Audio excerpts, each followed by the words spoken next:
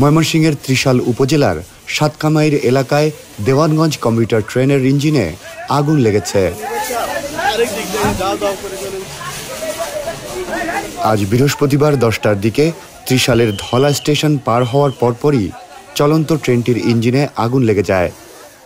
এ সময় ইঞ্জিন থেকে প্রচুর ধোঁয়া বের হতে থাকে, যা দেখে যাত্রীদের মধ্যে আতঙ্ক ছড়িয়ে পড়ে।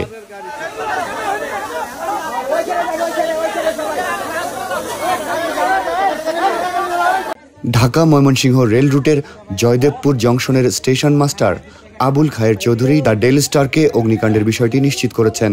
তিনি আরও জানান, এই ঘটনার পরেও জয়দেবপুর জংশন থেকে অন্যান্য ট্রেনের চলাচল স্বাভাবিক রাখা হয়েছে। তবে স্থানীয় সূত্রগুলো জানায়, অগ্নিকাণ্ডের ফলে ঢাকা ময়মনসিংহ রেলপথের সাতকামাইর অংশে ট্রেন চলাচল সাময়িকভাবে বন্ধ হয়ে যায়। খবর পেয়ে শ্রীপুর ফায়ার সার্ভিসের 2টি ইউনিট ঘটনাস্থলে পৌঁছায়। সকাল 11টার দিকে শ্রীপুর ফায়ার সার্ভিসের in charge Mahmudul Hasan the Daily স্টারকে জানান, ফায়ার সার্ভিসের 2টি ইউনিট ঘটনাস্থলে পৌঁছে আগুন নিয়ন্ত্রণে নিয়ে আসে।